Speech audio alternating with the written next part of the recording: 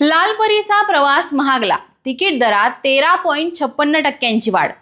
नमस्कार, मी Priyanka, I love Nagar news मध्ये आपलं स्वागत। ऐन सणासुदीच्या तोंडावर महाराष्ट्रातील लालपरीने प्रवास करणाऱ्या कोट्यावधी सर्वसामान्य प्रवाशांच्या खिशाला मोठी कात्री लागली आहे। डिझेलचे वाढते दर आणि वाढत्या खर्चाचा ताळमेळ घालण्यासाठी अखेर राज्य परिवहन महामंडळाने तिकीट दरात सरासरी 13.56% भाडेवाढ करण्याचा निर्णय घेतलाय। राज्य परिवहन प्राधिकरणाने या प्रस्तावाला मंजुरी दिली असून हे नवे दर लागू झाले आहेत। मात्र या दरवाढीतून मुंबई पुणे दरम्यान धावणाऱ्या प्रीमियम एसी शिवनेरी शिवशाही या बस प्रवाशांना मोठा दिलासा मिळाला असून त्यांचं भाडं जैसे थे ठेवण्यात आलं आहे।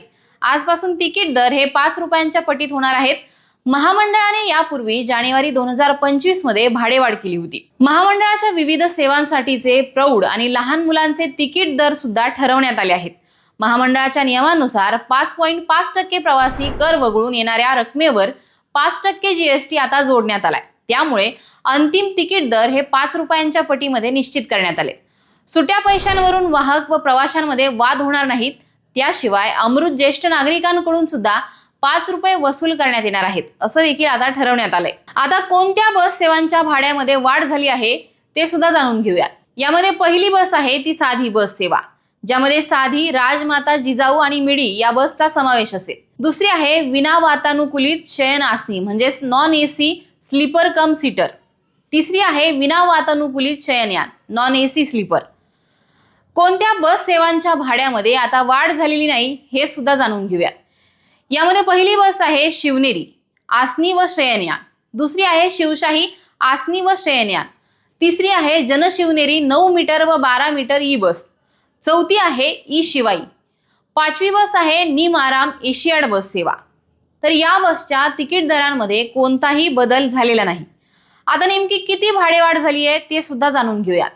साधी बस म्हणजेच ऑर्डिनरी भाडे दर हे 11.40 प्रति टप्पा। सेमी लक्झरी बसमध्ये भाडे दर हे रुपये 13.65 प्रति टप्पा आहेत। ऑर्डिनरी स्लीपर बसमध्ये भाडे दर हे 15.50 प्रति टप्पा वाढ झालेली आहे। ऑर्डिनरी स्लीपरमध्ये भाडे दर रुपये 16.75 प्रति टप्पा आहे। आखाती देशांमधील युद्धजन्य परिस्थितीमुळे डिझेलच्या दरामध्ये झालेली वाढ, एसटी कर्मचाऱ्यांच्या विविध भत्त्यांमध्ये करण्यात आलेली वाढ, तसेच वाहनांचे सुटे भाग, टायर आणि देखभाल खर्चामध्ये झालेली लक्षणीय वाढ यांचा विचार करून हा निर्णय घेण्यात आला असल्याचा दावा महामंडळाने केला आहे। परिवहन मंत्री प्रताप सरनाईक यांनी ही दरवाढ अपरिहार्य असल्याचं स्पष्ट केलंय। ही दरवाढ करताना प्रवाशांवर कमीत कमी आर्थिक भार पडेल याची काळजी घेतल्याचा दावा केला आहे। या नव्या निर्णयामुळे सर्वसामान्य प्रवाशांना मात्र आता जास्तीचे पैसे मोजावे लागणार आहेत। तुम्हाला या निर्णयाबद्दल नेमकं काय वाटतं हे आम्हाला कमेंट करून सांगा आणि पाहत राहा आय लव्ह नगर न्यूज।